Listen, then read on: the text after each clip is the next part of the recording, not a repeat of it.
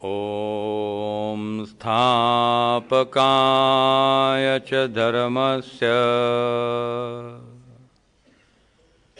सर्वधर्मस्वरूपिणे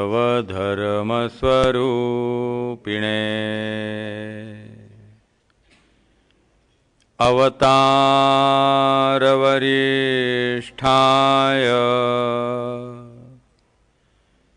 रामकृष्णाय ते नमः। जननीं शारदां देवी रामकृष्णं जगद्गुरुं पादपद्मे तयो श्रित्वा प्रणमामि मुहुर्मुहुः। नमः श्रीयतिराजाय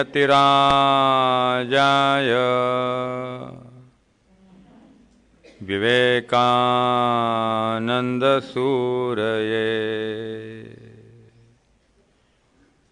सच्चित्सुखस्वरूपाय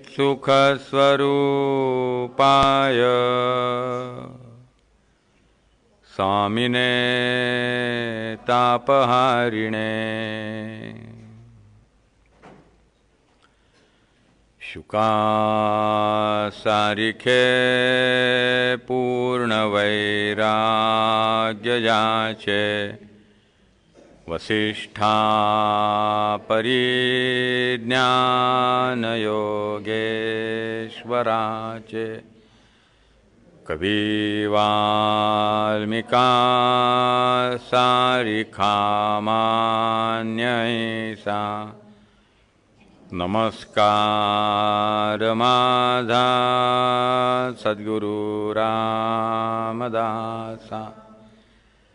मनाची शते ऐकता दोष जाती मती मंदते साधना योग्य होती चढे ज्ञान वैराग्य सामर्थ्य अंगी म्हणे दास विश्वासिता मुक्तिभोगी। जय जय रघुवीर समर्थ सब संतन की जय।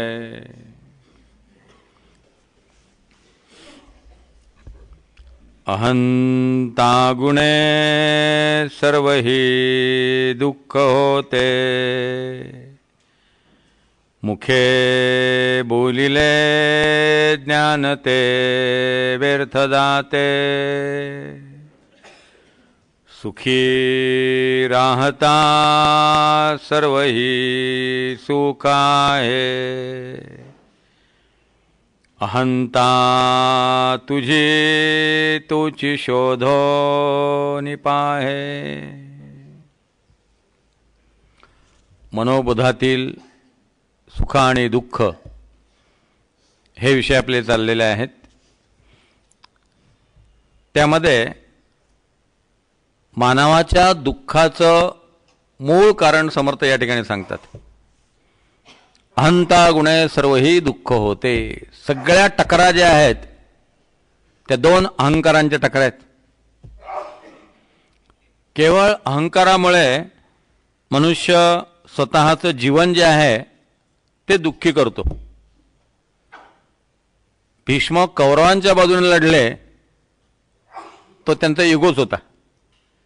मी हस्तिनापूरचं रक्षण करणार, मी हस्तिनापूरबद्दल शब्द दिलेला आहे, मी प्रतिज्ञा केलेली आहे।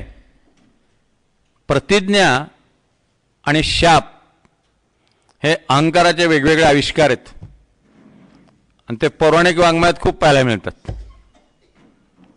वेगळ्या प्रकारे तो इगोच आहे। जे करायचं आहे ते करायला हरकत नाही, अभिनय कशाला पाहिजे। जे विहित कर्म आहे ते विहित कर्म सहजपणे करता येईल। कृष्णाला कुठे अभिनयच नाही आहे।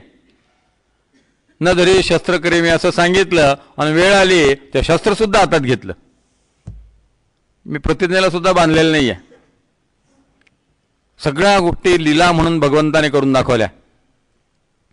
अहंकार हे सगळ्या दुःखांचं मुळात कारण आहे. मुलगा इंजिनियर झाला पाहिजे, मुलगा डॉक्टर झाला पाहिजे, मुलगा वकील झाला पाहिजे, आईवडिलांच्या महत्वाकांक्षा. त्या मुलाला काय व्हायचं आहे, त्याची आवड काय आहे, त्याचं इन्क्लिनेशन काय आहे, तो कशासाठी जन्माला आलेला आहे, त्याचा स्वभाव कसा आहे, याचा कोणीच विचार करत नाही. अनेक ठिकाणी आईवडिलांच्या महत्वाकांक्षेचे आणि अहंकाराचे मुलं बळी ठरतात. त्याला एक व्हायचं असतं आणि त्यांनी तसं होणं हा आईवडिलांच्या प्रतिष्ठेचा प्रश्न असतो. आणि त्यांच्या प्रतिष्ठेसाठी ते बळ त्याला वेगळ्या साईडला पाठवतात. मला आर्ट्सला जायचं होतं. वडिलांनी मला सांगितलं आर्ट्सला राहायचं असेल तुला घरात राहता येणार नाही, म्हणते चालायला लाग. सायन्सला तरी जावं लागेल किंवा कॉमर्सला तरी जावं लागेल, कारण आर्ट्सला लोफर मुलं जातात, काय ज्यांना काही जमत नाही ते आर्ट्सला जातात, अशी वडिलांची कल्पना. आता त्यांची जी कल्पना ती त्यांनी माझ्यावरती लादली. अहंता गुणे सर्वही दुःख होते. सुदैवाने मी BCom कडेच गेलो, मुद्दाम कॉमर्सकडे, की फारसा अभ्यास करावा लागत नाही आणि अदर ॲक्टिव्हिटीज करता येतील. म्हणजे मग तेवढ्यापुरता एक मार्चमध्ये मी जागा व्हायचो आणि एप्रिलमध्ये परीक्षा द्यायचो आणि पहिल्या क्रमांकाने पास व्हायचो. म्हणजे मग 7-8 महिने मला अवांतर वाचायला वेळ राहायचा. मग बाकीच्या वेळात माझा सगळा हाच उद्योग चालायचा, संत वाङ्मय आणि आध्यात्मिक ग्रंथ. पण ते सायन्सला गेलो असतं तर जमलं नसतं. सकाळपासून संध्याकाळपर्यंत हा क्लास तो क्लास, मग मेरिटसाठी संघर्ष, स्पर्धा, या सगळ्या चक्रात अडकलो असतो. पण आईवडिलांच्या महत्वाकांक्षा ज्या असतात त्यात अनेक मुलं बळी ठरलेली मला माहिती आहेत. अनेक मुलांच्या आयुष्याचं नुकसान झालेलं मला माहिती आहे. त्या मुलाची आवड कोण लक्षात घेतं? एक चिंटू होतं छानपैकी. पहिल्या चित्रामध्ये एक मुलगा म्हणतो मी अमुक अमुक होणार आहे. दुसऱ्या चित्रात दुसरा मुलगा म्हणतो की मी अमुक अमुक होणार आहे. तिसऱ्या चित्रात ती दोन्ही मुलं म्हणतात चिंटू तू कोण होणार आहेस? आणि शेवटच्या चित्रात चिंटू म्हणतो मी कोण व्हायचं याच्यावर अजून आईवडिलांचं एकमत झालेलं नाही आहे. नवरा बायकोची भांडणं, मुलाने काय व्हावं. तर बायकोला त्याला एके ठिकाणी ठेवायचं आहे, नवऱ्याला दुसऱ्या ठिकाणी. बायकोला वाटतं त्याने हॉस्टेलला राहावं, नवऱ्यानं तुम्ही त्याला हॉस्टेलला ठेवणार नाही. आतापासून त्याला हॉस्टेलला काय ठेवतो, तो घरात असला पाहिजे. घरात मुलाने त्याचा अर्थ काय? प्रत्येक मुद्द्यावरनं ती कटकटी त्या सगळ्यामध्ये ते पोरगं विचार भरडलं जातं. अहंता गुणे सर्वही दुःख होते, मुखी बोलेले ज्ञान ते व्यर्थ जाते. म्हणून या ठिकाणी केवळ अहंकार आणि प्रेस्टिज इशू यातनं दुःख निर्माण होतात. एखादा जमिनीचा तुकडा, एखादं भाड्याचं घर, एखाद्या संस्थेतलं एखादं सामान्य पद, किती त्यासाठी माणसं प्रेस्टिज इशू करत राहतात, किती त्यासाठी कटकटी करत राहतात. समजा घरमालकाशी पटत नसेल, झटकन जागा सोडून द्यावी, दुसऱ्या ठिकाणी निघून जावं. कितीतरी जागा अवेलेबल आहेत, कितीतरी फ्लॅट्स असतात, तिथंच राहायचं, त्यांच्याशीच कोर्ट कचऱ्या करत राहायचं, त्यांच्याशी शिवीगाळ करत राहायचं, आरडाओरडा करत राहायचं, रोज त्यांचं तोंड पाहायचं, त्यांच्याच आश्रयाला राहायचं. कोणी सांगितलं? Prestige issue. कसे बाहेर काढतात बघतो. कायदा आमच्या बाजूने आहे, बसा लढत. वकील मधल्यामध्ये पैसे घेतात आणि वकील म्हणतात तुम्ही असं लिहा म्हणजे केस आपल्या बाजूने लागेल. मग ते घडलेलं नसतं तरी वकील खोटं लिहायला लावतात. वकिलांचं कामच आहे, हे असंच करावं लागतं, त्याशिवाय जमत नाही म्हटले. आणि तो अशील हा अशीलच असतो, कारण तो वकिलाकडे गेलेला असतो. शील असतो तो गेलाच नसता, तोही ते लिहून देतो. तोही तशा प्रकारचे खोटे आरोप. थोडंसं सासू सुनेचं भांडण होतं, वकील लगेच त्या सुनेला सांगतात तुम्ही लिहून द्या की हुंड्यावरनं माझा छळ चालू आहे. एकदाही कोणी हुंड्याबद्दल त्या बाईला बोललेलं नसतं. तिलाही माहिती असतं की आपल्याला कोणी हुंड्यावरनं बोललेलं नाही आहे. तिच्या स्वभावातले काही कंगोरे असतात, यांच्या स्वभावातले काही कंगोरे असतात. स्वभावातल्या दोषातनं संघर्ष निर्माण होतात. वकील म्हणतात केस तुमच्या बाजूने पाहिजे का, तुम्ही लिहा, हुंड्यासाठी मला छळतात, की ताबडतोब त्यांना अटक केली जाते आणि मग ताबडतोब ते माघार घेतात. हे सगळं कशासाठी? किती क्षुल्लक गोष्टीसाठी, किती क्षुद्र गोष्टीसाठी. संस्थेत पटत नाही, झटकन राजीनामा द्यावून बाजूला व्हावं. कशाला कटकट करत बसायची? कोर्ट कचेऱ्या, मग बघू कोर्टाचा निकाल लागेल तेव्हा एकही ट्रस्टी जिवंत असत नाही. हे सगळे जे देवस्थानचे खटले चालू असतात त्या खटल्यांचे निकाल लागतात तेव्हा पहिली पिढी बहुतेक मेलेली असते, दुसऱ्या पिढीचे लोक सत्तेवरती आलेले असतात आणि तेव्हा कोर्टाचे निकाल लागतात. कशासाठी हे सगळं करत बसायचं? त्याच गोष्टी प्रेमाने सामोपचाराने होऊ शकणार नाहीत का? समर्थ म्हणतात विवेकामध्ये सापडेना ऐसे काहीच असेना. या जगात अशी एकही गोष्ट नाही आहे की विवेकाने सामंजस्याने विचार केला तर गुंता सुटणार नाही. कशाचाही गुंता सुटू शकतो. 5 मिनिटात राम मंदिराचा प्रश्न सुटू शकतो. 5 मिनिटात जीवनातल्या सगळ्या समस्या सुटू शकतात. पण समस्या सोडवायच्या नाहीत, त्या पेटवत ठेवायच्या. हे त्या समस्या निर्माण करणाऱ्या पुढाऱ्यांचं पहिलं ध्येय आहे. त्यांना खतपाणी घालणं हे राजकारणी लोक करत राहतात. आणि मग हा सगळा तंटा, हा सगळा वाद वृत्तपत्रांना हवं असतं ते मीडियामध्ये रकान्याच्या रकाने भरत राहतात. आणि कारण नसताना समाजामध्ये एक प्रकारची अशांतता, एक प्रकारची अस्थिरता, एक प्रकारची विक्षिप्त कंपनं प्रसारित होत राहतात. हे सगळं कशामुळे? अहंकार, माणसाचा अहंकार. मी करून दाखवीन, मी असंच करीन. कसं करता येत नाही बघू. 15,000 रुपयाचा प्रश्न असतो, त्यासाठी 2 लाख रुपये वकिलाला फी देतील आणि त्या 15चा तंटा आपल्या बाजूने निकाल लावतील आणि म्हणतील बघा शेवटी मी जिंकलो. मग ते 15,000वर पाणी सोडलं असतं तर काय झालं असतं? पण ते वैमनस्य, कटकटी, तक्रारी, कोर्ट कचेऱ्या या सगळ्या गोष्टी सतत करत राहायचं. म्हणून या ठिकाणी नुसता अहंकार जो आहे तो माणसाला दुःखी करतो. कुटुंबातले सगळे संघर्ष अहंकारातनं असतात. पुरुषाला वाटत असतं की मी कुटुंब प्रमुख आहे. बाई म्हणते मी पण पैसे मिळवते, माझा पगार तुमच्यापेक्षा जास्त आहे, तुम्हाला 18,000 मिळतात, माझा 22,000 आहे, मीच सगळं का करायचं, मीच तुमचं काय ऐकायचं.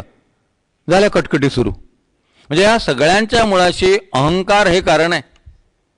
जो अहंकारी मनुष्य आहे त्या माणसाला आर्जव, नम्रता, प्रेम, सामोपचार काही माहिती असत नाही. त्याचा अहंकार जो आहे तो सगळ्यापेक्षा श्रेष्ठ असतो. म्हणून त्याच्याकडे आर्जवी वृत्ती नसते. अहंकारी मनुष्य आर्जवी दिसला की समजा तो लाचार आहे, कुठला तरी स्वार्थ साधायचा आहे म्हणून त्याने लाचारी तात्पुरती पत्करलेली आहे. अहंकारी मनुष्य कधी नम्र असत नाही, तो उद्धट असतो.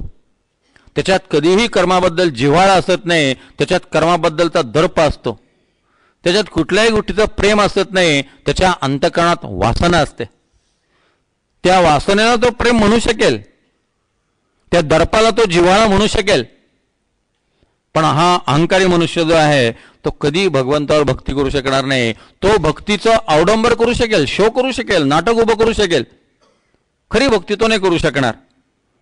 त्याग तो करू शकणार नाही. भोग हे त्याचं जीवन असतं. आणि या सगळ्या गोष्टी त्याच्या दुःखाचं कारण असतं. अहंकारी मनुष्य नेहमी म्हणत असतो आय एम ऑलवेज करेक्ट, मीच बरोबर आहे, बाकीचे सगळे चूक आहेत. माझं तेच खरं ही भूमिका टाकून दिली पाहिजे आणि जे खरं आहे ते माझं असलं पाहिजे. पण हा अहंकार जो आहे तो कुठेही कॉम्प्रोमाइज करू देत नाही, तडजोड करू देत नाही. आणि त्यातनं सगळ्या प्रकारचे संघर्ष, सगळ्या प्रकारच्या कटकटी जीवनामध्ये निर्माण होतात. म्हणून समर्थाने रहस्य सांगितलं, अहंता गुणे सर्वही दुःख होते. म्हणून शेवटी सांगताना सांगितलं, सुखी राहता सर्वही सुख आहे, अहंता तुझी तुझी शोधून पाय. अहंकारी माणसाने बोललेलं सगळं व्यर्थ होतं म्हणून सांगितलेलं आहे. समर्थाने म्हटलंय, मीपणे मैत्री तुटे, मीपणे परमार्थ मोडे, मीपणे सकळही उडे निजस्वार्थ. सगळ्या गोष्टी मीपणाने नाहीशी होतात. मीपण कोणाशीच नस आहे ते भगवंताशी कैसेच आहे. कोणालाही मीपणा आवडत नाही, मग परमेश्वराला कसं आवडेल. मी करता ऐसे म्हणसी तेणे तू कष्टी होसी, राम करता म्हणता पावसी यशकीर्ती प्रताप. रघुनाथ स्मरोनी कार्य करावे ते तत्काळची सिद्धी पावे, करता राम हे असावे अभ्यांतरी. कर्तृत्व कोणाचं आहे, श्रेय कोणाचं आहे, याच्यावरनं सगळे वादंग असतात, याच्यावरनं सगळे संघर्ष निर्माण होतात.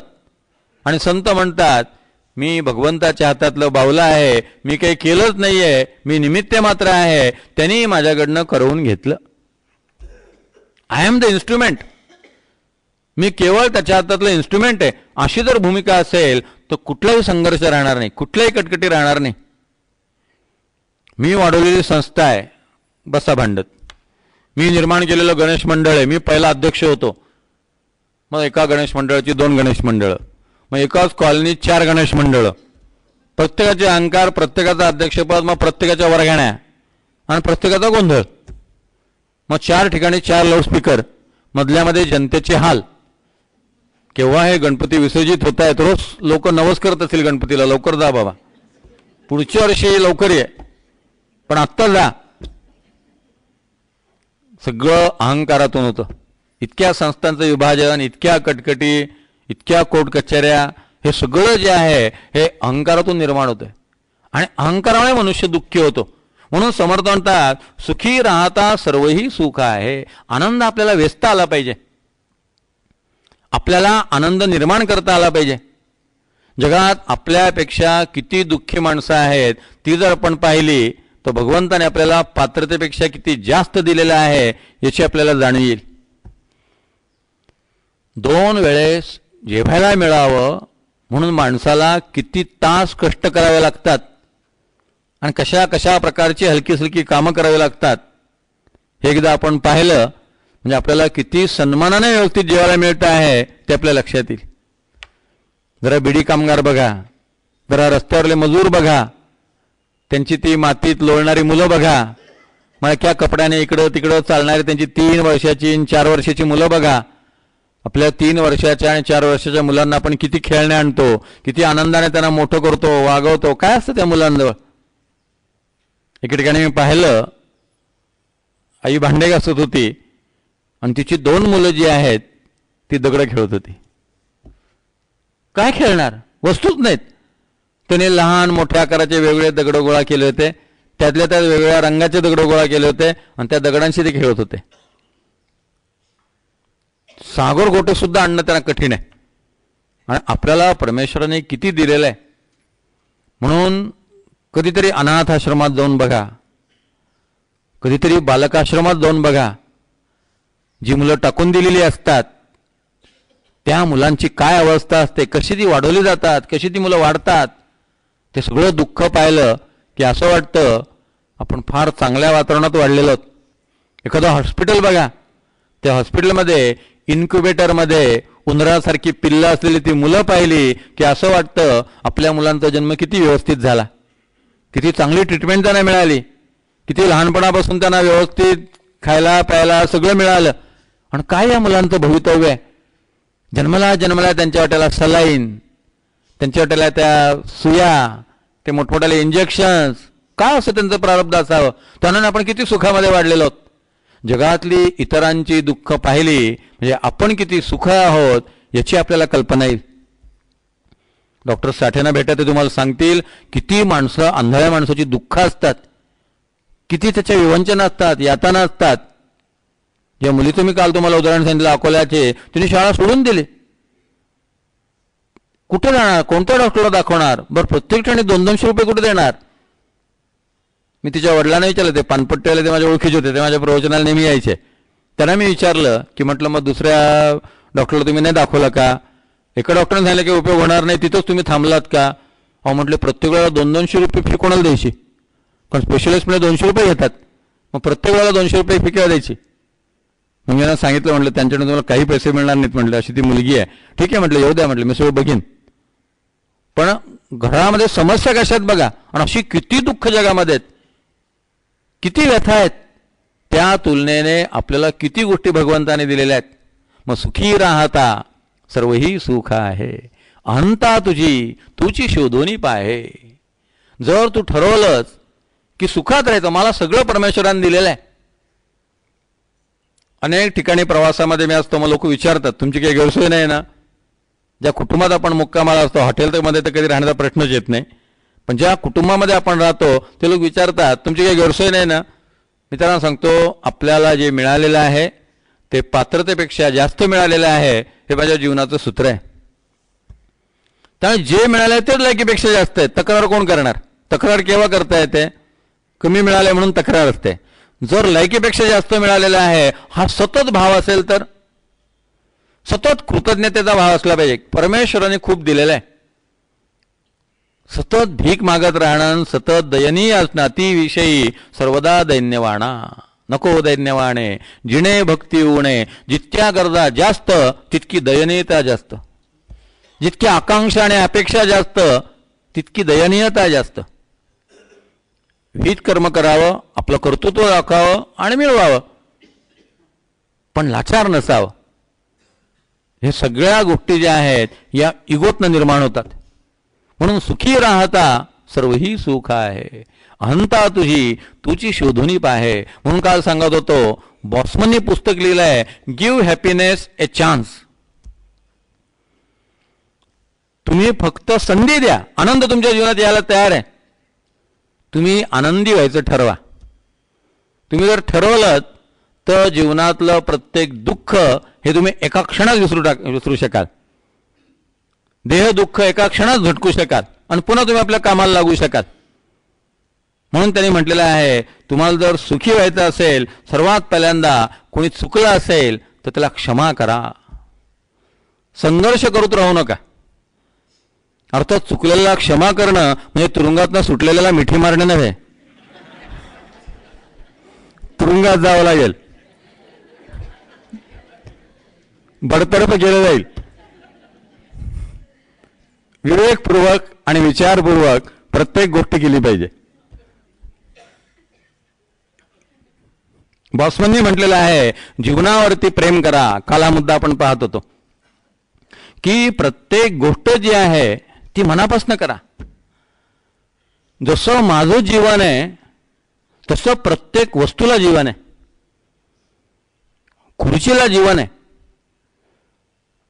खुर्चीवर बसू आणि खुर्चीवर न उठू त्या खुर्चीला धन्यवाद द्या. तासभर त्याने तुमची व्यवस्था केलेली आहे. तास सव्वा तास त्याने तुम्हाला आश्रय दिलेला आहे. ज्या घरामध्ये काही खायला मिळेल त्यांना सांगा, छान झालं होतं, उत्तम झालं होतं. कृतज्ञतेचा भाव आहे. आज नाही झालं म्हटलं तर तुमची जेवणाची व्यवस्था त्या व्यक्तीने केलेली आहे. चांगलं झालं असं म्हणायला काय बिघडतं? पुन्हा आमंत्रण मिळण्याची शक्यता आहे. पण माणसं इतकी खडूसपणा करतात. जीवनावर प्रेम करायचं, मन मोठं ठेवा. प्रत्येक गोष्टीला अस्तित्व आहे. वास्तुदेवतेला रोज धन्यवाद द्या. ज्या घरात तुम्ही राहत आहात रोज वास्तुदेवतेला नमस्कार करा. रोज वास्तुदेवतेला नैवेद्य दाखवा की ही वास्तुदेवता आहे म्हणून आपण या घरामध्ये राहू शकतोय. आपल्या घराचं रक्षण ही वास्तुदेवता करते आहे. जीवनावरती प्रेम करणं म्हणजे फक्त माझं जीवन नाही, प्रत्येक वस्तूला जीवन आहे. जर केळसुणे झाडून झाल्यानंतर अशी कोपऱ्यात फेकून दिली तर माताजींना आवडत नव्हतं. माताजी म्हणायच्या, त्या केळसुण्याला सुद्धा जीवन आहे ना, ती व्यवस्थित उभी करून ठेवली पाहिजे. आपल्या इथं दिवाळीला केळसुणीची पूजा सुद्धा सांगितलेली आहे. खराट्याची सुद्धा पूजा आहे. खराटा म्हणून क्षुद्र समजायचं काही कारण नाही. आमच्या इथं सापाची सुद्धा पूजा आहे. आज शेतांचं रक्षण साप आहे म्हणून होतंय. जर साप शेतामध्ये नसते तर उंदरांनी सगळं धान्य खाऊन टाकलं असतं. साप आहे म्हणून उंदर येत नाहीत आणि उंदर येत नसल्यामुळे शेतातलं धान्य सुरक्षित राहतं. नाही तर ज्वारीची सुळी, कणसं, गव्हाचे सगळे दाणे खाऊन टाकले असते त्यांनी. म्हणून प्रत्येक गोष्टीबद्दल कृतज्ञता. दर अमावस्येला न्हावी लोक म्हणा किंवा इतर सगळेजण आपापल्या अवजारांची पूजा करतात. काम करत नाहीत, म्हणतात आज यंत्रांना सुट्टी. कारण ते यंत्रसुद्धा जीवन आहे. त्या यंत्राला सुद्धा सुट्टी हवी आहे. म्हणून त्याला विश्रांती. जसे आपले कामाचे तास आहेत तसे त्या यंत्राचे सुद्धा कामाचे तास आहेत. बॉसमन म्हणतो, तुम्ही जर जीवनावरती अशा प्रकारे प्रेम केलं तर तुमच्या मनामध्ये कधीही दुःख येणार नाही. आणखी एक त्याने महत्त्वाचा मुद्दा सांगितला. आपला पती किंवा आपली पत्नी ही खूप आदर्श व्यक्ती असेल ही कल्पना मनातनं काढून टाका. अध्यात्मात मनुष्य शिरला की सर्वात पहिल्यांदा त्याला आदर्शवादाचं भूत मानगुटीवर बसतं आणि त्रास देतं. खूप आयडियल असलं पाहिजे. तो साधना करायला लागला की त्याला असं वाटतं मी विवेकानंद आहे, मला रामकृष्ण परमहंसांसारखे गुरु मिळाले पाहिजेत. तो पहिल्याच दिवशी गुरुला विचारतो, तुम्हाला देवाचं दर्शन झालंय का? प्रश्न विवेकानंदांचा होता, त्याचा नव्हता. त्यांनी तो उधार विचारलेला होता. मठाच्या एका संन्यासीने एकदा सांगितलं, मला वाटतं विरूपाक्षानंद महाराज होते, त्यांनी प्रवचनात त्यांच्या सांगितलं, ते म्हटलं मला एकाने फोनवर विचारलं तुम्हाला भगवंताचं दर्शन झालंय का? मी त्याला सांगितलं तू विवेकानंद नाही आहेत, मी रामकृष्ण परमहंस नाही, आणि ठेवून दिला म्हटले. फोनवर प्रश्न, दर्शन झालंय का? ज्याला खरंच तहान लागलेली आहे तो फोनवर विचारेल का? विवेकानंदांनी मोबाईलवर विचारलं नाही रामकृष्णांना. आणि त्या प्रश्नाच्या उत्तरासाठी स्वामीजीने आयुष्यातली किती वर्षे वेचलेली आहेत, किती तळमळ आहे, किती व्याकुळता आहे. फार आदर्श जो आहे तो आपल्या वाट्याला येईल असं समजायचं की कारण नाही आहे. त्यामुळे जे सामान्य आहेत त्याच्यातले काही गुण बघायचे, ते ॲक्सेप्ट करायचे आणि दोघांनी एकमेकाला उन्नत करण्याचा प्रयत्न करायचा, तर सगळं सुखाचं होतं. फार आदर्शवादाच्या, फार परफेक्शनच्या मागे लागलं तर जीवन दुःखमय होतं. Half knowledge is dangerous, ignorance is bliss, perfect knowledge is impossible. हे जीवनातलं रहस्य लक्षात ठेवायचं. फार थोड्या लोकांना पूर्ण ज्ञान होतं. बाकीची माणसं जी असतात ती त्या दिशेने वाटचाल करत असतात. सगळे रामकृष्ण परमहंस झाले असते तर रामकृष्ण मठ वेगळा असं महत्त्वच राहिलं नसतं. असे दुर्मिळ आहेत, म्हणून तर ती जागा महत्त्वाची आहे, म्हणून तर ते तीर्थक्षेत्र आहे. म्हणून त्यांनी सांगितलं फार आदर्शवादाच्या मागे राहू नका, जीवनात चांगलं होण्याचा प्रयत्न करा. चांगल्या गोष्टी जीवनात एकदम खूप यादी करू नका, अमुक गोष्ट करायची. 2 निर्णय ठरवा, निश्चय करा, ते पूर्ण पाडा आणि ते काही दिवस व्यवस्थित पार पडले की मग 3रा निश्चय करा. पहिल्याच दिवशी 15 निश्चय केले की आठवडाभरानंतर तुम्हाला असं बंदिस्त असल्यासारखं वाटेल आणि मग वाटेल काय एवढं करून काय होणार आहे, आणि सगळंच तुम्ही सोडून द्या. टप्प्याटप्प्यानं शिवाजी महाराज एक एक किल्ला जिंकत गेले. एकदम सगळे किल्ले ताब्यात नाही आले. 35 वर्ष लागले. 35 वर्षात 350 किल्ले ताब्यात आले. म्हणजे दरवर्षी 10-10 किल्ले ताब्यात आले. टप्प्याटप्प्यानं, ग्रॅज्युअली. विकास तर झालाच पाहिजे, प्रगती तर झालीच पाहिजे, पण आपल्याला जर ते सुखाने करायचं असेल तर दरवर्षीचं एक टार्गेट ठरवावं की यावर्षी एवढी अचिव्हमेंट, यावर्षी या सद्गुणांची जोपासना, हा सद्गुण पक्का, तो पक्का झाला की पुढच्या वेळेस दुसरा, त्याच्या पुढच्या वर्षी दुसरा. अशा पद्धतीनं काहीतरी जीवनाचं नियोजन जे आहे ते आपल्याला करता आलं पाहिजे. दुसऱ्याचा दोषांचं चिंतन करू नका, दुसऱ्याची मनस्थिती समजावून घ्या. आपण कधीच दुसऱ्याची मनस्थिती समजावून घेत नाही. बॉसमन म्हणतो दुसऱ्याची जर मनस्थिती समजावून घेतली तर तुम्हाला दुःख वाटायला येणार नाही. त्यांनी जीवनाचं सूत्र सांगितलं आहे, be happy and make others happy. तुम्ही स्वतः आनंदी व्हा आणि सगळ्यांना आनंदी करा. स्वतः हसत राहा आणि सगळ्यांना हसवा. अशा प्रकारचं सुखाचं सूत्र त्यांनी सांगितलं, सुखी राहता सर्वही सुख आहे. इतर माणसे कशी वागतात याचा फार विचार करू नका, तुम्ही तुमचं कर्तव्य कर्म करत राहा. दुःख कुठून निर्माण होतं? तो असं का वागला, तो असं का वागला. सगळे ऑफिसमध्ये 10 वाजता येतात, मग मी एकट्यानेच बरोबर 9:30 वाजता काय यायचं, मग मी उशीर झाला तर बिघडलं कुठे. हळूहळू सुरू झालं. इतरांचं वागणं हा माझ्या जीवनाचा मानदंड असता कामा नये. तो माझा आदर्श नाही आहे. माझं विहित कर्म आहे ते मी माझ्या पद्धतीनेच केलं पाहिजे. इतर लोक कसे वागतात याच्यावरती जर मी माझं वागणं निर्भर केलं तर माझ्या वागण्याचा रिमोट कंट्रोल इतरांच्या हातात. कारण ते ठरवणार मी कसं वागायचं, कारण त्यांच्या वागण्यावर मी माझं वागणं ठरवणार आहे. म्हणजे माझं वागणं मी कंट्रोल करायचं का इतरांनी कंट्रोल करायचं. माझ्या जीवनाचा रिमोट माझ्या हातात असला पाहिजे. म्हणून इतर कसे वागतात हा निकष असता कामा नये. इतरांचा अतिविचार यामुळे मनुष्य दुःखी होतो. त्याने आणखी सांगितलं, ज्या कर्माने चित्त कंपित होतं अशी कर्म टाळा.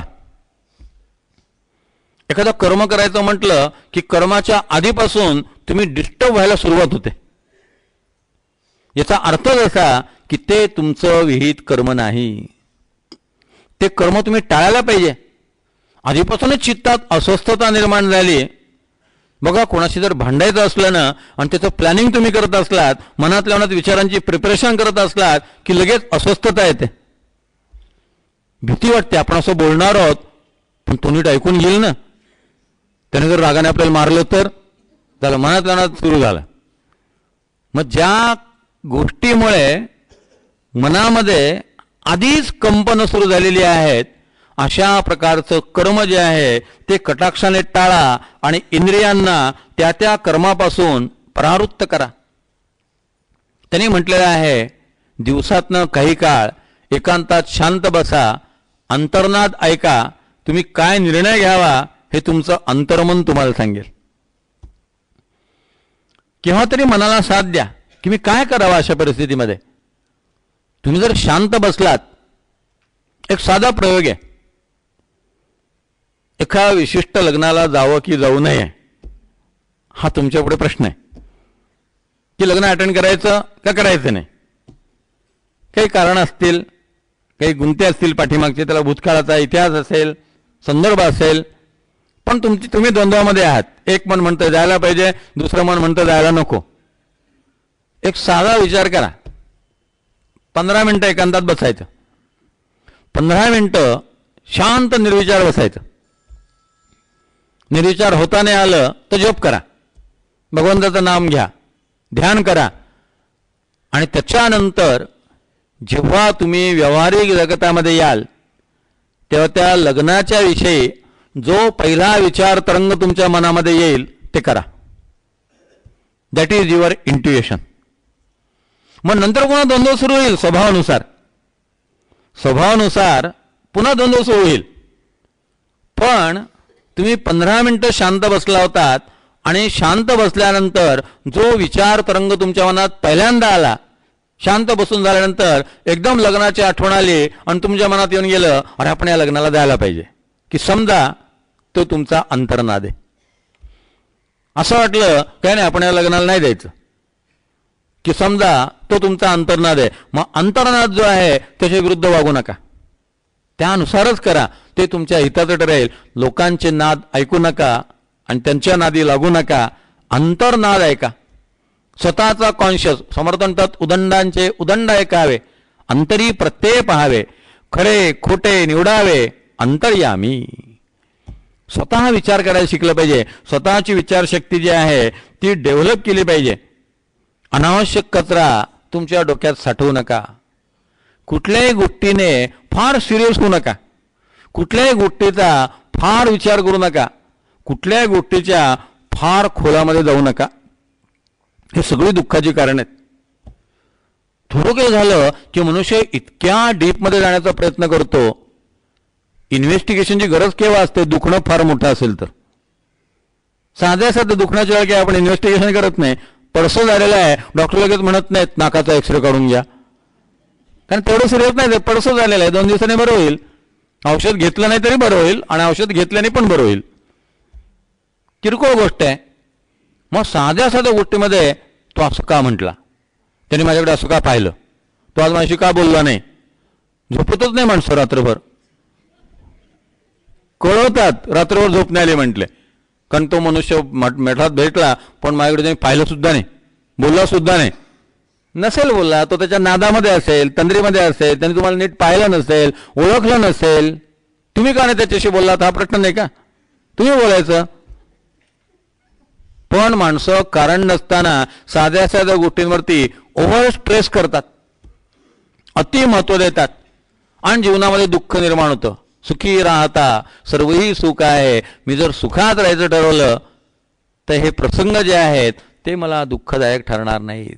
तुम्ही कसं जीवनाकडे पाहता, घटना कशा स्वीकारता, याच्यावरती सगळं सुख आणि दुःख जे आहे ते अवलंबून आहे. म्हणून बॉसमन म्हणतो चेहरा सतत प्रसन्न ठेवा.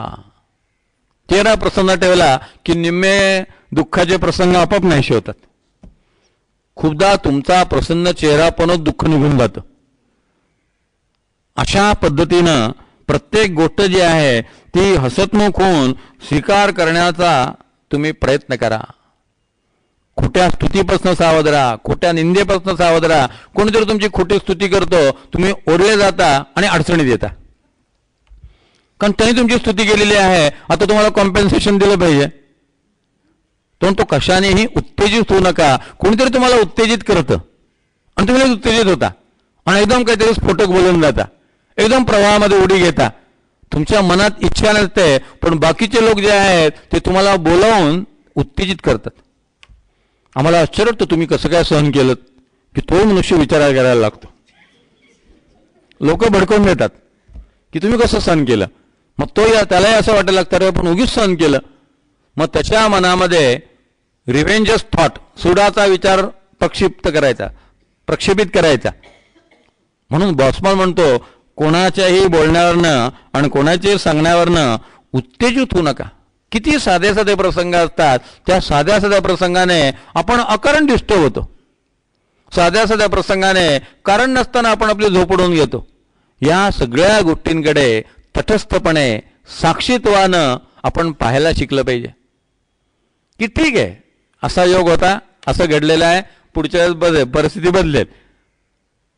आत्ता त्याचा फार विचार करत राहणं, त्याचा फार मनावरती परिणाम करून घेणं हे आपल्या दुःखाचं कारण आहे. म्हणून तो म्हणतो कोणत्याही गोष्टीनं विचलित होऊ नका, वर्तमानात राहायचं शिका. भूतकाळ आणि भविष्यकाळ यांचं चिंतन आपल्याला दुःखी करतं. म्हणून जे कृष्णमूर्तीने सांगितलं live in present tense, try to live moment to moment.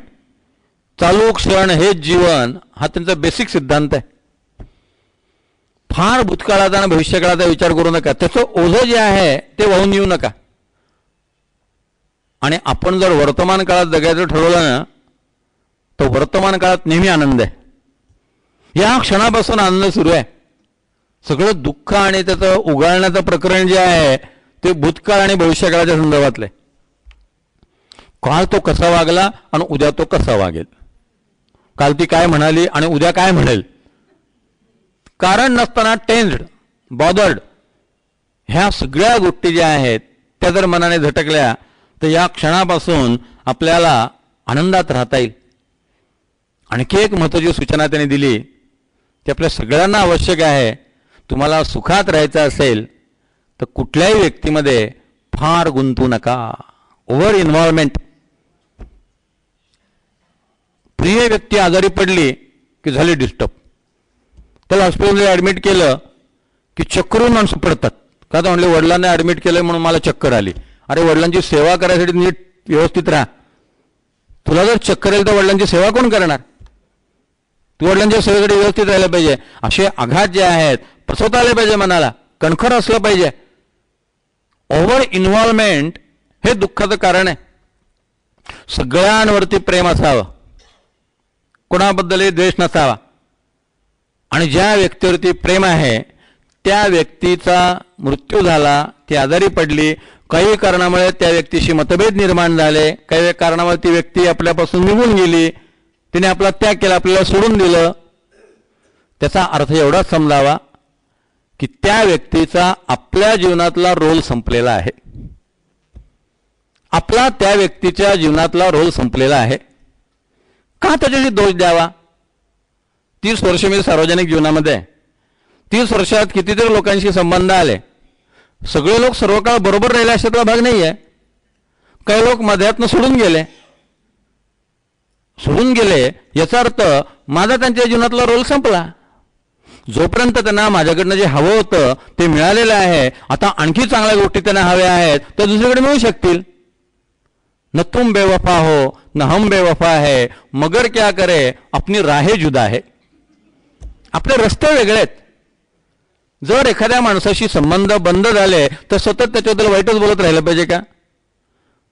सतत त्याच्यावर वॉचच ठेवला पाहिजे का. सतत त्याच्या दोषाचं चिंतनच केलं पाहिजे का. समजा काही कारणामुळे सेपरेट राहायची पाळी आली, मुलं आणि सुना वेगळे राहत आहेत, आईवडील वेगळे राहत आहेत, मग सतत मुलांना आणि सुनांना दुस्वास देऊन दोषच सांगत राहणं आवश्यक आहे का. मुलांनी सतत आईवडिलांचा कसा त्रास होत होता हे उघडत बसणं आवश्यक आहे का. ठीक आहे, तुम्ही तिथं आनंदात राहा, आम्ही इथं आनंदात राहतो. दोघं एकमेकाला आशीर्वाद देत वेगळे राहू शकतात. त्यासाठी कटकटच केल्या पाहिजेत अशातला भाग नाही आहे. सतत ते ओघळत राहिलं पाहिजे अशातला भाग नाही आहे. ओव्हर इन्व्हॉल्वमेंटमधनं या सगळ्या गोष्टी घडून येतात. म्हणून एका अर्थानं मला अमेरिकेतला व्हॅलेंटाईन डे आवडतो. वर्षातनं एकदा ते साजरा करतात 14 का 15 फेब्रुवारी. त्या दिवशी त्याचा दिवस काय असतो, तो ज्या पती पत्नींचा डायव्हर्स झालेला आहे ते डायव्हर्स झालेले पती पत्नी वर्षातनं एकदा एकमेकाला भेटतात. कुठलं तरी हॉटेल ठरलेलं असतं, तिथे भेटले की एकमेकाला फूल देतात, कॉफी घेतात, 4 बिस्किटं खातात, 5-10 मिनिटं एकमेकाशी गप्पा मारतात आणि निघून जातात. आपलं लग्न झालं होतं, आपण एकत्रित संसार करायचं ठरवलं होतं, पण काही कारणामुळे आपण एकत्रित राहू शकलो नाही. काही हरकत नाही, वर्षातनं एकदा आपण एकमेकाला भेटत जाऊ, सदिच्छा व्यक्त करत जाऊ, चहा घेत जाऊ आणि एकमेकाला फूल देत जाऊ. आता त्या व्हॅलेंटाईन डे आपले तर वेगळ्याच प्रकारे फुल दिले जातात, कारण सगळा फुलांचाच भरणा आहे. एप्रिल फुल सगळा मूर्खांचाच भरणा आहे. त्याचा हेतू काय होता त्यांचा, की समजा आपण एकत्रित राहू शकलो नाही, आता एकमेकाबद्दल कटुता आणि द्वेष मनात नको. त्या दृष्टीने मला राजकारणी माणसं फार आवडतात. राजकारणी लोकांचे जास्त कधी हेवेदावे कायम नसतात. निवडणुकीच्या दिवस सगळे एकमेकाच्या विरुद्ध टीका करतील, एकमेकावरती बोलतील. पण लालू प्रसाद यादवांच्या मुलीचं लग्न ठरलं की वाजपेयी जातील, लालू प्रसादला बर्फी खाऊ घालतील, तो यांना डायबिटीस असलं तरी बर्फी खाऊ घालेल. सगळं व्यवस्थित चालतं. शत्रुत्व नसतं, कटुत्व नसतं, तेवढ्यापुरतं असतं. भांडण होतात, सगळं करतात आणि नंतर पुन्हा एकत्रित येऊन काम करतात. कम्युनिस्ट आणि बीजेपीचे लोक बरोबरच जातात हॉटेलमध्ये चहा प्यायला. ते तिथं विधानसभेत आणि लोकसभेत भांडणं असतात, नंतर सगळे एकमेकाची गप्पा मारत असतात. हे जे सगळं आहे, काय इतकं शत्रुत्व, काय इतकं कटुत्व? याचा अर्थ त्या माणसाचा आपल्या जीवनातला रोल संपलेला आहे. तो जिथं असेल तिथं आनंदात राहावा. काही काळ त्याने आपल्याला प्रेम दिलेलं आहे, काही काळ त्याने आपली सेवा केलेली आहे, काही काळ आपण त्यांना आनंद दिलेला आहे. ते मधुर क्षण, ते सुखद क्षण लक्षात ठेवावेत, बाकीचा कटुत्व विसरून जावं. फार सुंदर शाहीर लुधियानीची कविता आहे, क्या तुमने किया क्या मैंने किया ये बात न दिल में दोहराना. क्या तुमने किया क्या मैंने किया यह बात न दिल में दोहराना. पहले भी पराये थे हम तुम अब फिर से पराये बन जाना.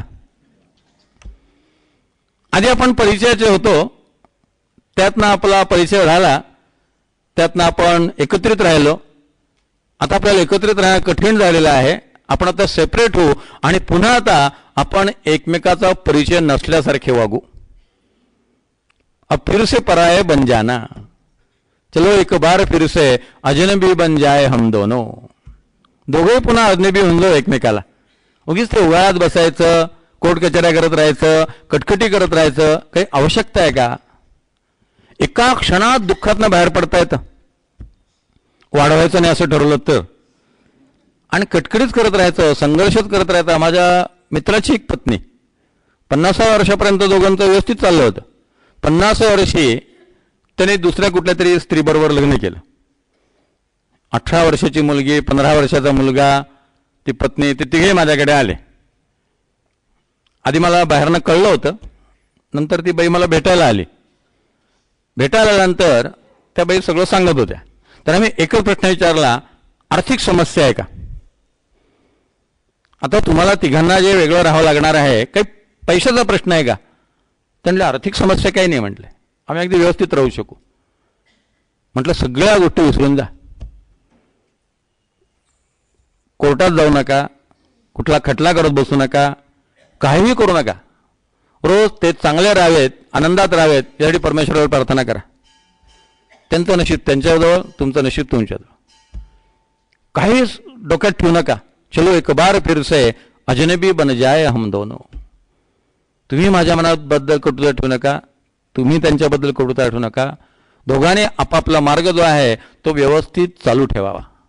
इतके दिवस प्रेमाने राहिलात, नंतर संघर्ष कशाला करायचा, नंतर कटकटी कशाला करायच्या? जीवनामध्ये आपल्या लक्षात येत नाही. मग खूपदा काय होतं, ज्याच्याशी संबंध बिघडतात त्याला आपण शत्रू बनवून टाकतो, शत्रू नंबर 1. मग बाकीचे सगळे शत्रू नंबर 2-3 होऊन जातात. इतकं कशासाठी वैमनस्य, इतकी कशासाठी कटुता? विसरून जावं. म्हणून त्याने जे सांगितलंय की क्षमा करा, हे आपल्याला जमलं पाहिजे. फार एखाद्या व्यक्तीमध्ये इन्व्हॉल्वमेंट झाली ना की त्याची ही रिॲक्शन सुरू होते, आणि त्याची रिॲक्शन म्हणजे एकदम शत्रुत्व. मग एकेकाळचे मित्र जे आहेत ते एकदम एकमेकाचे शत्रू होऊन जातात. सुखी राहता सर्वही सुख आहे, अहंता तुझी तुझी शोधून पाहे. अहंकारातनं हे सगळं झालेलं आहे. अहंकाराचे हे सगळे वेगवेगळे कंगोरे आहेत. म्हणून फार हळवं असणं हे सुद्धा दुःखाचं कारण आहे. स्वामी विवेकानंदांनी म्हटलेलं आहे, या जगात हळवी माणसं दुःखी होण्यासाठीच जन्माला आलेली आहेत. फार दुःखाचं चिंतन करत राहायचं, फार दुःखाचा विचार करत राहायचं, झटकन डोक्यातून काढता आलं पाहिजे. अशा पद्धतीनं समर्थांनी सुखदुःखांचा विचार सांगितला आणि एक मोठं आश्वासन दिलं की सुखी राहता सर्वही सुख आहे. मी फक्त निर्धार करायचा आहे की मला सुखात राहायचं आहे. दुःखांची चर्चा करता मग समर्थांनी सांगितलं, सर्वात मोठं दुःख कुठलं? मृत्यू हे सर्वात मोठं दुःख आहे. सर्वात मोठा शॉक कोणता? सर्वात मोठा सेटबॅक कोणता? सर्वात मोठा आघात कोणता? तर माणसाला मरावं लागणं हा सर्वात मोठा आघात आहे. मृत्यू संबंधी 4-5 श्लोक मनाच्या श्लोकामध्ये क्रमशः आलेले आहेत. हा जो मृत्यूचा नवीन विषय आहे त्याबद्दलचे श्लोक आहेत 14, 15, 16, 17 आणि 18, 26. 14, 15, 16, 17, 26 असे मृत्यूबद्दलचे श्लोक जे आहेत ते सलग घेऊन गेलेले आहेत. समर्थ म्हणतात, जीवा कर्मयोगे जनी जन्म झाला, परी सेवटी काळमुखी निमाला, महाथोरते मृत्यपंथेची गेले, किती एकते जन्मले आणि मेले. जीवा कर्मयोगे जनी जन्म झाला. जीव का जन्माला आला? कर्मयोगे जन्माला आला. याचा अर्थ मागच्या जन्मीची कर्म जशी आहेत की पुन्हा जन्म घ्यावा लागला. 2 शब्द शास्त्रामध्ये आहेत. एक शब्द आहे कर्मविग्रह आणि दुसरा शब्द आहे लीला विग्रह. संत जन्माला येतात त्याला लीला विग्रह म्हणतात. तुकाराम महाराज काय जन्माला आले? तुकाराम महाराजांनी विचारा, आम्ही वैकुंठवासी आलो याच कारणासी, बोलिले जे ऋषी साच भावे वर्ताया. की तुकोबा म्हणतात, धर्मरक्षणासाठी आम्हा करणे लागे अटाटी. सगळा आटापिटा आम्हाला काय करावं लागतं? धर्मरक्षणासाठी. म्हणून समर्थ काय जन्माला आले? समर्थांना विचारा. राघवाचा वर पावलो सत्वर, जनाचा उद्धार करावया. मजबुरीने आलेले नाही आहेत. त्यांचं येणं हा खेळ आहे. लीला म्हणजे खेळ, विग्रह याचा अर्थ शरीर. लीला विग्रह याचा अर्थ गंमत म्हणून शरीर धारण करतात, गंमत म्हणून सोडून देतात. म्हणून आपण संतांच्या जन्माला जयंती म्हणतो, त्यांच्या मृत्यूला समाधी म्हणतो. संत गेले की समाधी म्हणतो आपण. त्यांनी समाधी घेतली.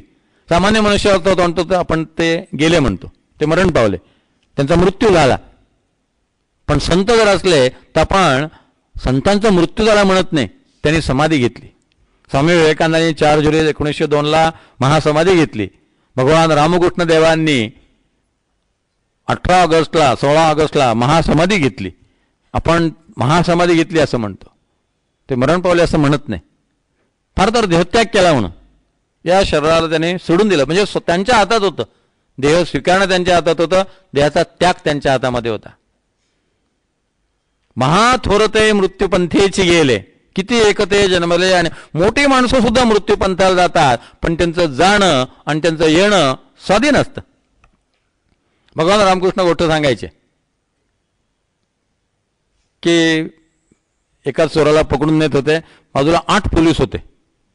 त्या 8 पोलिसांनी त्याला धरलेलं होतं आणि त्याला घेऊन जात होते. मुलांनी विचारलं, बाबा ते काय आहे?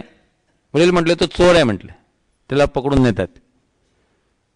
थोड्या वेळानं त्या देशाचा राजा येत होता. त्या राजाच्या भोवताली 8 पोलीस होते. मुलगा म्हटला बाबा चोर चोर. वडिलांनी मला तर तोंड बंद केलं. हे गप्प बस म्हटले, तो या देशाचा राजा आहे. म्हटले मगाशी 8 पोलीस होते तेव्हा तुम्ही चोर म्हणालात, आता 8 पोलीस आहेत तर राजा आहे म्हटलंय. तेव्हा वडिलांनी सांगितलं मगाशी ते पोलीस त्या चोराला नेत होते, आता राजा त्या पोलिसांना नेतोय. इथं राजा मुख्य आहे. ठाकूर म्हणायचे 8 पोलीस म्हणजे अष्टधा प्रकृती. अष्टधा प्रकृती जेव्हा आपल्या डोक्यावरती बसते आणि आपल्याला फरफटत ओढते तेव्हा आपला जन्म जो असतो तो कर्मविग्रह असतो. न्यायला जो असतो जन्म, जीवा कर्मयोगे जनी जन्म झाला. कामच अशी आहेत की पुन्हा जन्म घ्यावा लागला. वासना शिल्लक राहिली, पुन्हा जन्म घ्यावा लागला. मग केव्हा तृप्ती होणार आहे, केव्हा शांती होणार आहे, कुठल्या जन्मात वासना पूर्ण होणार आहेत, कुठल्या जन्मात तृप्त होणार आहात, कोणती अनुकूल परिस्थिती तुम्हाला मिळाली म्हणजे तुम्ही शांत होणार आहात, काही सांगता येत नाही. आत्ता पत्त्याचा डाव चांगला आलेला आहे, त्याचा फायदा करून घ्या आणि मुक्त व्हा. पुन्हा पुढचा डाव कसा असेल सांगता येत नाही. आत्ता आपली रमी लागलेली आहे, पुन्हा आपल्याला रमी मिळेल असं सांगता येत नाही. पुन्हा आपला डाव हातात असेल असं सांगता येत नाही. तसं या ठिकाणी अनुकूलता असतानाच त्याचा फायदा करून घ्या. संतांनी ते गेलं, महाथोरते मृत्यूपंथेची गेले, पण त्यांचं येणं आणि त्यांचं जाणं सन्मानपूर्वक होतं. याच्यासाठी केला होता अट्टाहास, शेवटचा दिवस गोड व्हावा. तुकाराम महाराज आनंदाने गेले. प्रभू रामचंद्राने आनंदाने शरयू नदीत प्रवेश केला. भगवती सीतेने आनंदाने धरणी मातेमध्ये प्रवेश केला. स्वामी विवेकानंदांनी 15 दिवस पूर्वसूचना दिली आणि शांतपणे ध्यानाला बसले होते आणि त्या अवस्थेतच देह ठेवला. कुठलीही यातना नाही, त्रास नाही, कटकट नाही, कुठलंही दुखणं नाही. शेवटची पत्र आहेत त्यांची, माझे आरोग्य अतिशय उत्तम आहे, मला कुठलाही त्रास होत नाही, मी अतिशय आनंददायक शरीर प्रकृतीचा अनुभव घेतो आहे, पण मला आता या जगाचा कंटाळा आलेला आहे म्हणून मी या जगातनं निघून जाणार आहे. सगळ्यांनी आनंदाने देह ठेवलेला आहे. ज्ञानेश्वर महाराजांनी तर क्लायमॅक्स केलेला आहे. निवृत्ती, ज्ञानदेव, सोपान आणि मुक्ताबाई चौघांची गिनीज बुकात नोंद करायला लागेल. आयडियल मृत्यू 22 वय 23 वय के जाण्याचं वय बराबर निघून गेले. आपल्या वाटायला आलेलं काम पूर्ण केलं. कसं जगावं हेही संतांनी आम्हाला शिकवलं, कसं मरावं हेही संतांनी आम्हाला शिकवलं. ती मराठीत म्हण आहे, वीर पहावा रणी, साधू पहावा मरणी. कसं मरण आलं त्यानं साधू काय योग्यतेचा होता. अनंतराव आठवले आत्ता आपल्या देखत गेले आणि पूर्वसूचना देऊन गेले, कल्पना देऊन गेले आणि शांतपणे गेले. म्हणजे कशा प्रकारे मनुष्य आपल्या मृत्यूवरती कमांड निर्माण करू शकतो. महाथोरते मृत्यू, सगळ्यांना मृत्यू येणारच आहे.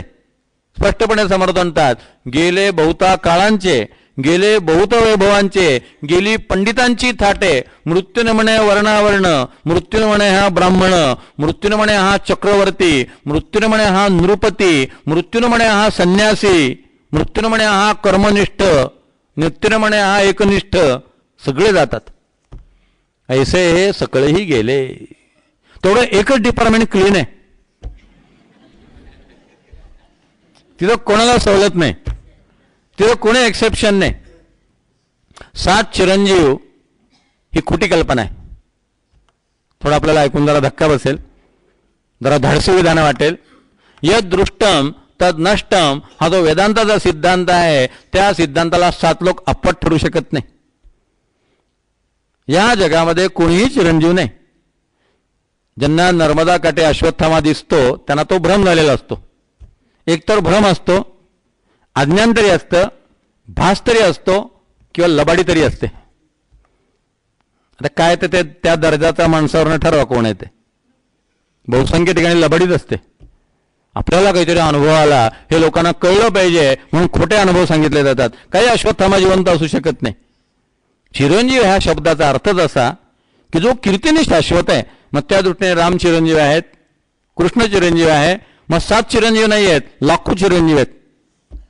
भीष्म चिरंजीव आहेत, भगवान व्यास चिरंजीव आहेत, ज्ञानेश्वर तुकाराम चिरंजीव आहेत, अरविंद विवेकानंद चिरंजीव आहेत, रामकृष्ण शारदामाता चिरंजीव आहेत.